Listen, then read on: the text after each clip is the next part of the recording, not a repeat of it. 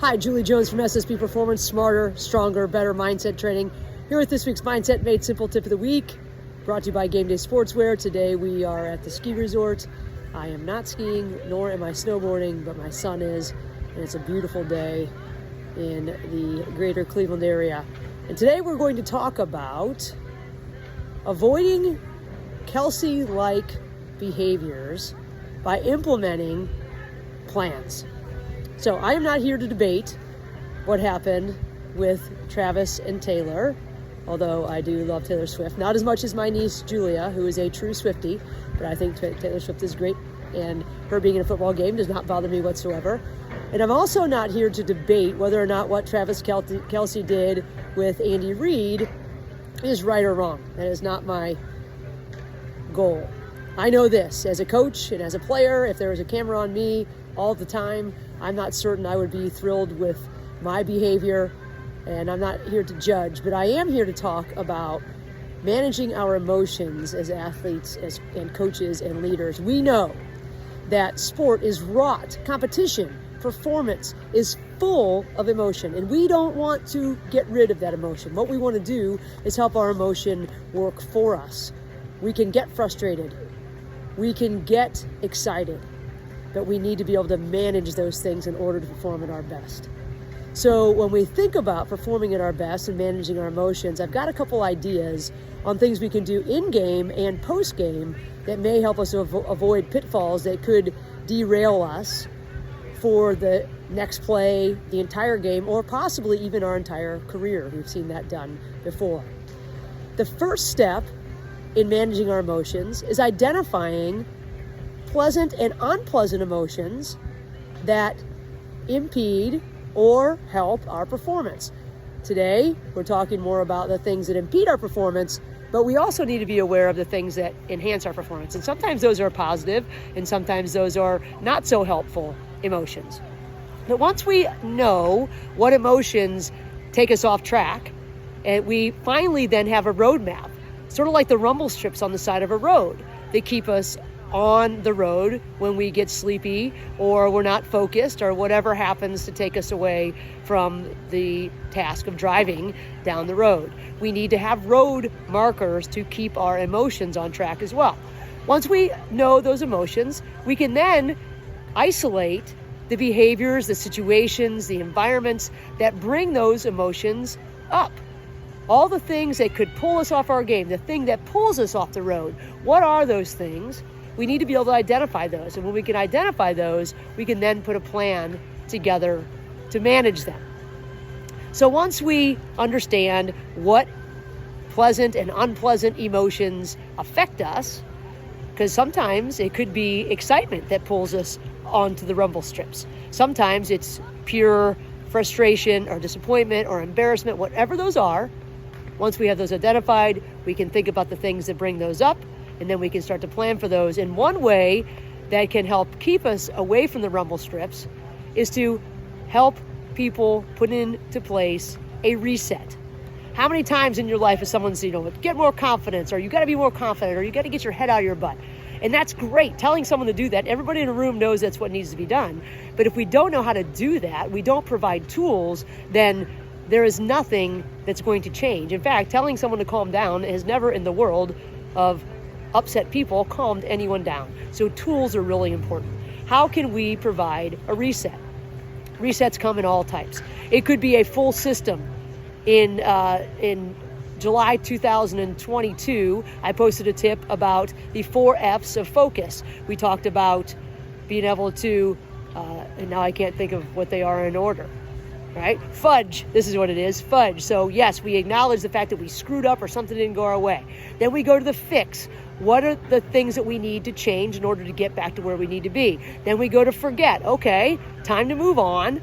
What's important now? And then finally focus. What can draw us to give us the OTL or to be able to observe the landscape so we can get out of our own head and back into the play and gathering the data that we need in order to make the play that comes next.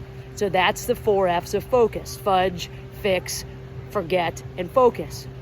If you don't want a huge system, then a reset could be as simple as taking a deep breath, changing the way that we're communicating, looking up, doing something physical, stamping our feet, pulling on our ponytail, doing whatever it might be, something really simple. But what this serves as is a shift from the fact that I'm about to drive off the road to getting ourselves back on the road. A simple reset. You know your players better than I do, or the people that you lead better than I do. What do they need? Do they need a system, or do they just need a predetermined thought, image, feeling, motion, focal point? Whatever those are, they need to be predetermined, because when we're under pressure, we are going to get swept away by the emotion, and we're not going to be able to make up something in the moment. Predetermined thought, feeling, action. We've got to be able to recognize first, and then we have to be able to shift and reset and refocus ourselves by some specific and practiced method. So hopefully we can identify and we can recognize when we're about to go off the road, so that we can implement whatever our next step is to bring us back to what's important now. Not what happened, not how we feel about what happened, not what should have happened, but what we need to do now. Because the problem is that everything, good or bad, if you want to list it that way, or things that worked out and things that didn't, all these things need a refocus or a reset. We've got to be able to move on, because the last play does not dictate the next play, positively or negative. It's on its own. We still have to continue with the behaviors that worked, or we have to adjust the ones that didn't. And if we can manage our emotions when we're high or low, we will have a much better chance of managing what's in front of us.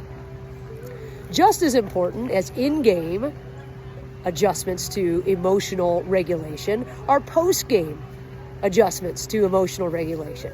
And if I had to do this all over again, I think I might take a little different approach than I did as a coach. There are a couple things that we need to be considering as we wrap up a game, particularly if it didn't go the way we wanted it to. How do we manage post-game emotion? Well, the former U.S. soccer coach, I think it's DeSicco, I don't know exactly how to say it, but he's passed away in 2017. But he used a 24-hour continuous improvement rule. Now, all of us don't have 24 hours in between games. In fact, sometimes we have 20 minutes in between games if you're a softball coach. So we may not have the opportunity to use all that time. But what this continuous improvement rule allowed for was acknowledging emotion. We don't want to pretend like these emotions that are overwhelming or frustration or whatever it is, we don't want to pretend like they don't exist. We just don't want them to affect what happens the next time we get the opportunity to perform. So this 24-hour continuous improvement rule allows athletes to be however they're going to be for 24 hours after the competition. In 24 hours plus 1 minute, now it's time to move from whatever it was, where we're not really thinking about adjustments, we're really not trying to figure out what we need to adjust to get better, right? We're just dealing with it as it was and moving on. But past that 24-hour mark, it is now improvement time. It is now not time to wallow, not time to go back and be in our feelings. It's moving from feeling to fact. What do we need to do? By doing what are we going to improve? We can use the same kind of a tool with this. We're not really worried about improvements for a certain amount of time after games, even if we have less than 24 hours. Maybe we use the magic hour rule. After a game or a competition or whatever it is, we give an hour to feel whatever we're feeling. And then after that, we move from feeling to fact. What are the facts? Then we go maybe to our questions that I posed last week. What were our intended results? What were our actual results? What caused them? What do we need to keep doing? What do we need to change? What did we learn? And how are we going to do these things? Maybe that's what we need if we don't have a lot of time at all, maybe in between a doubleheader. But if we do have a day, we give them an hour. You have an hour, and then after that hour, we are going to move to improvement mode.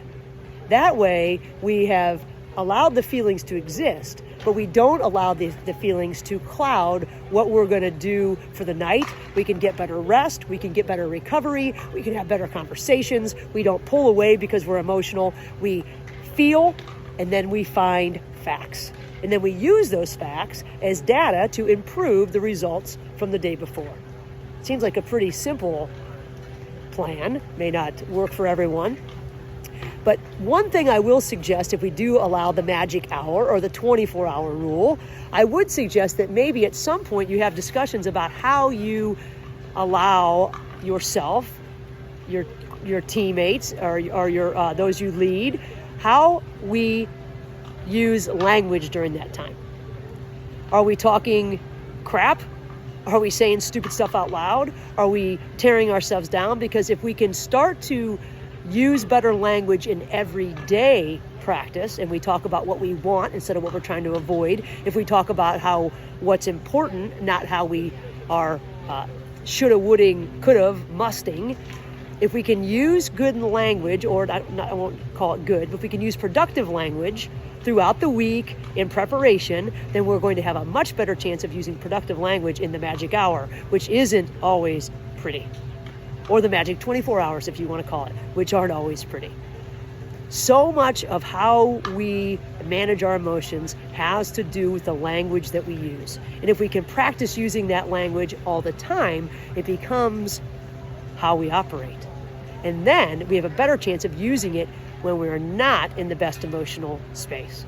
So, in order to manage our emotions in the game, a reset is necessary, whether it's a set system with the 4 Fs, or whether it's one simple thing that shifts us to neutral and then forward. Either will work, but it has to be practiced.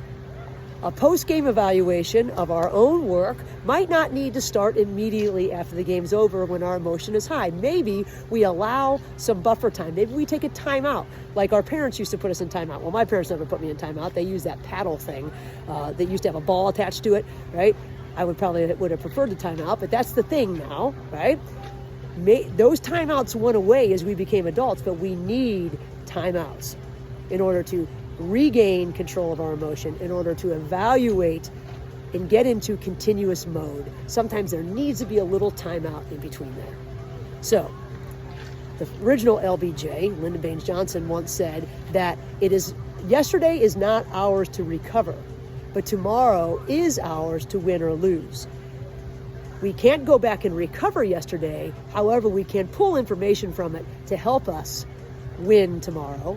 And if we don't pull the correct information, or we allow the emotion to come over from yesterday to tomorrow, we have a great chance of losing the new opportunity. So consider how any of these suggestions might work for those you lead. You know them better than I do, and what works best with your system. You may need to change your post-game evaluation if you incorporate these.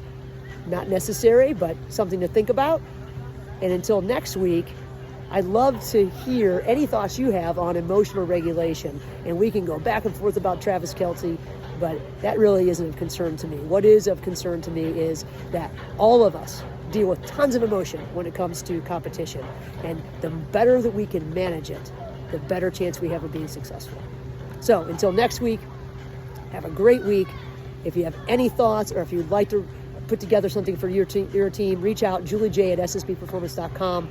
Have a great sunny day. I've got to get back to watching the slopes. I'll see you next week.